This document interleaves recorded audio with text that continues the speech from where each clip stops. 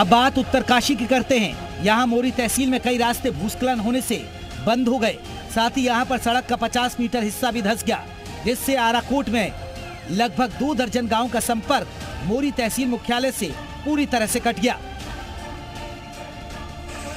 बागेश्वर में भी लगातार पहाड़ों के दरकने और बर्बादी की तस्वीरें सामने आ रही हैं। कुदरत के कहर ने आपदा प्रबंधन और पर्यावरणविदों की चिंता को और बढ़ा दिया है।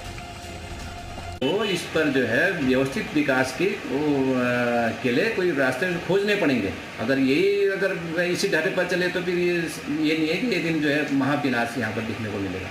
इसके लिए जो सरकार को ऐसे पहले इस पर स्टडी होनी चाहिए, उस पर प्रयास करना चाहिए कि कैसे ये विकास जो है जो अनियोजित विकास हो रहा है इस पर रोका जाएगा। रोड खोद रहे हैं, रोड बन जा रहे हैं, उसके बाद उसमें नालियों की व्यवस्था नहीं है। देखिए, अभी जो हमारी इस मानसून में जो बारिश हुई है, इस बारिश से सबसे ज़्यादा जो नुकसान हुआ है हमारा वो सड़कों में हुआ है, क्योंकि जगह जगह लैंडस्लाइड होने से हमारी सड़कें ज़्यादा से बाहर उठी हैं।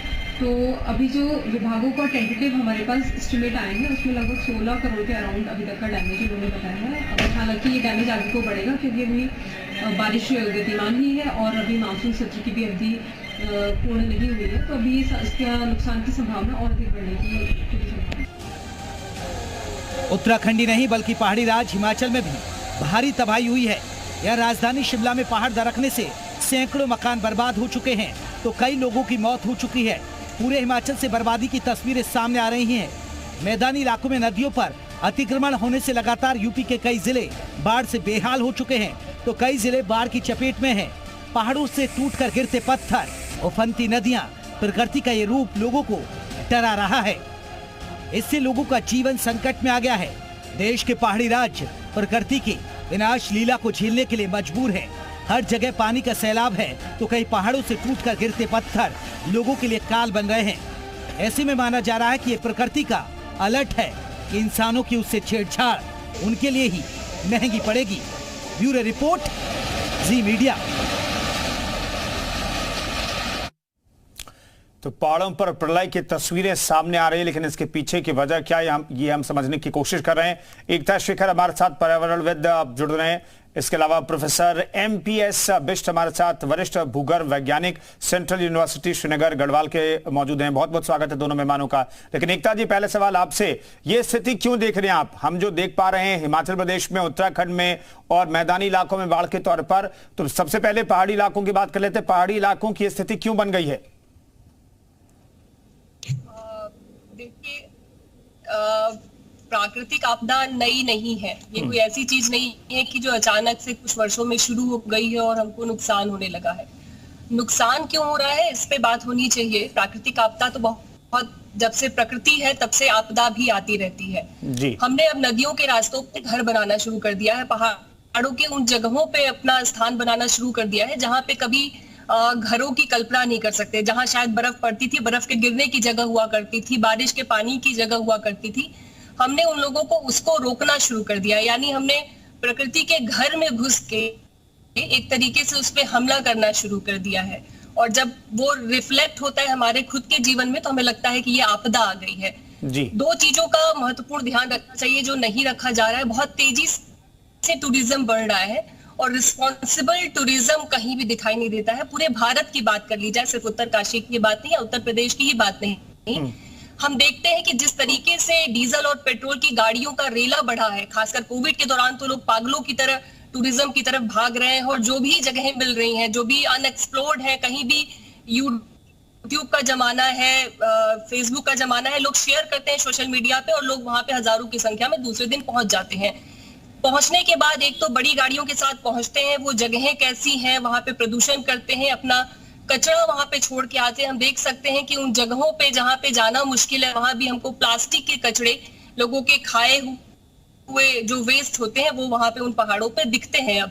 तो ये रिस्पॉन्सिबल टूरिज्म जो है वो सिर्फ प्रशासन की तरफ से नहीं, डेवलपमेंट सेक्टर की तरफ से ही नहीं, जो सेक्टर में काम कर रहे हैं, बल्कि ये हर एक व्यक्ति को सोचना चाहिए कि वो किस तरीके से इंडिविजुअली सब में पैदा किया जाए कि वो एक रिस्पॉन्सिबल सिटीजन है, तो टूरिज्म किस तरह से रिस्पॉन्सिबल हो। जी। दूसरा ये कि हमें एक सीमा तय करनी चाहिए। हमने अभी तक कोई सीमा नहीं तय की है। हम सभी चीजों को ऐसे एक्सप्लोर कर रहे हैं जैसे कि ये सिर्फ हमारी है और हमारे लिए ही बनी है, हमारे पास बस पैसा होना चाहिए। कहीं से भी मुझे ये बात नहीं समझ में आती है कि देहरादून से दिल्ली को जोड़ने के लिए जो एक्सप्रेसवे बन रहा है वो मात्र 25 या 26 मिनट के सफर को कम करता है, मतलब ड्यूरेशन कम करता है। मात्र 25 मिनट का समय बचाने के लिए इतने घने जंगलों को काटना, इतने पेड़ों को काटना कहाँ की समझदारी है? 25 मिनट में कौन सी दुनिया बदल जाने वाली है? किसको इतनी जल्दी है कि 25 मिनट का समय कम हो जाने से वो कुछ बहुत ही मैजिक जैसा काम कर देगा? तो मुझे लगता है प्रकृति के साथ जब हम छेड़छाड़ करते हैं तो वो हमें वापस मिलती ही मिलती है। फिर हम ये नहीं कह सकते कि ये क्यों हो रहा है, ये हम डिजर्व करते हैं, हमने उसके साथ छेड़छाड़ की है तो ये रिफ्लेक्शन हमारे ऊपर आएगा ही आएगा। ठीक है प्रोफेसर बिष्ट, ये हमें बताइए कि क्या हिमाचल प्रदेश और उत्तराखंड की पहाड़ियां इस लायक हैं ही नहीं, कितना बोझ सह सके जितना बोझ इन पहाड़ियों पर डाला जा रहा है, और वो भी तब जब बहुत बारिश होती है, तब ऐसा लगता है कि ये मिट्टी के टीले की तरह ढहने लगती है पहाड़ियां। ऐसा क्यों है? नमस्कार जी न्यूज सुनने वालों को। मैं दो बड़ी महत्वपूर्ण बात आपसे कहूंगा। जी। पहला कि जो हमारा, जैसे कि सभी जानते हैं कि हमारा जो ये हिमालयन क्षेत्र है, पहाड़ी राज्य जितने भी हैं, ये पूरी बेल्ट जो है बहुत ही इसकी जो संरचना है बड़ा कमजोर संरचना है। जी। और अभी ये जो यहाँ की जो चट्टाने हैं वो अपनी सहसवावस्था में हैं, जिसको हम कहते हैं कि हिमालय अभी जो है अपनी सहसवावस्था में।